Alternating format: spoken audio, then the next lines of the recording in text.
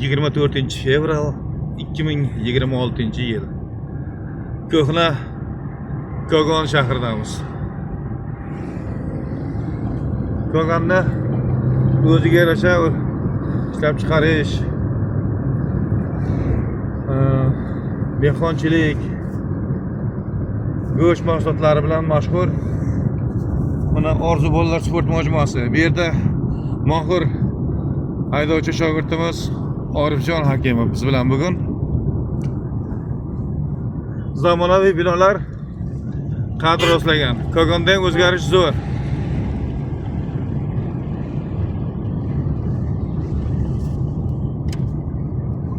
Yo'l qoidasi, umr foydasi, mana svetoforlar.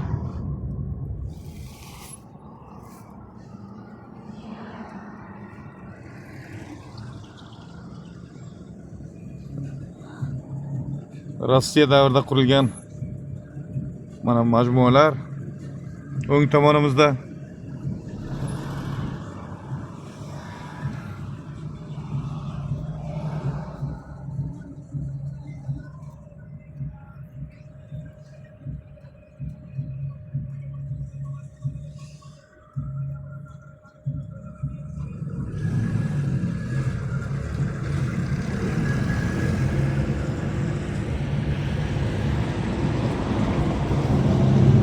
mana Buxoro vokzal, Kogon vokzalidan o'tdik, o'ng tomonda qoldi.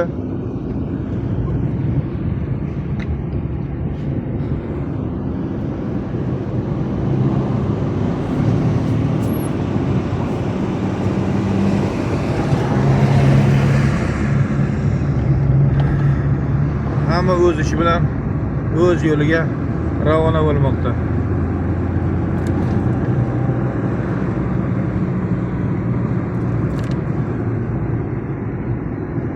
Ro'za Ramazon oyi bir tabarruk oy.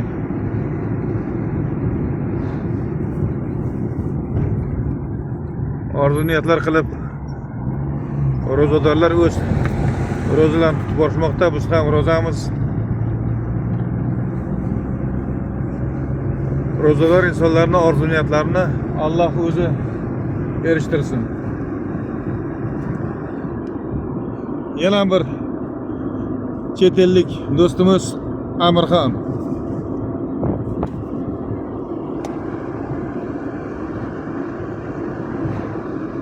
Namaste.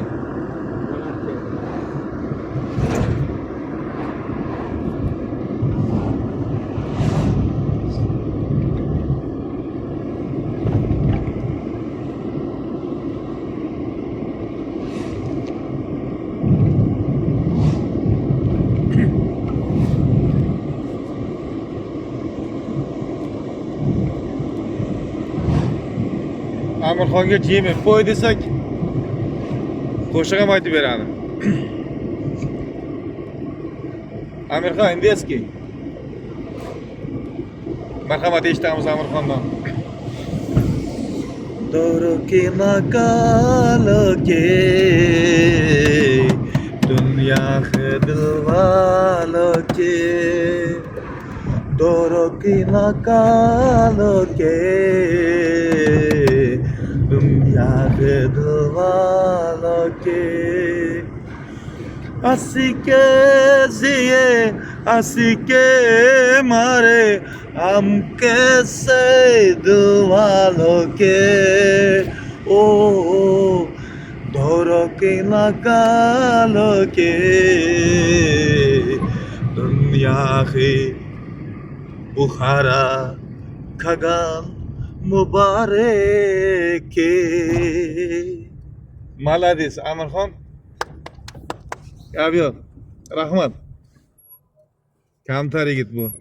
Unchalik biz bilan muloqotda kirishgani yo'q. Albatta do'stimiz bilan muloqotda bo'lib bormoqdamiz.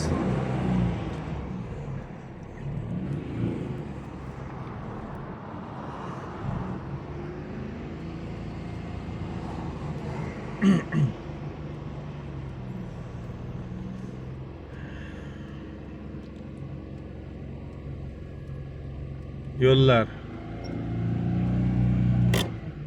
obod yo'llar. Bizning yo'llarimizda cho'zilgan yo'llar. Yuri bu tomon deb qushni chog'ladim. Kogon shahridan keyin Qorovulbozor Muborakka qarab o'ngga buramiz rulni va albatta mahkam Orifboy yo'lni bog'ladim. Yo'lni bog'lamasdan mahkam belni bog'ladim deb shunday qilib asta-asta o'z manzilimiz sari yetib bormoqdamiz.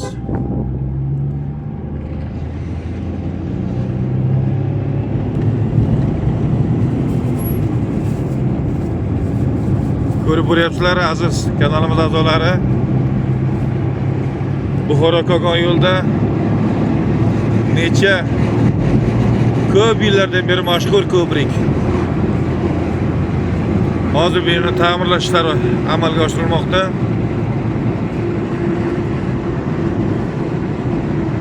Xalqimizga, haydovchilarga beminnat o'z xizmatini ko'rsatib kelmoqda. Buni tagida temir yo'l vagonlari, poyezdlari joylashgan.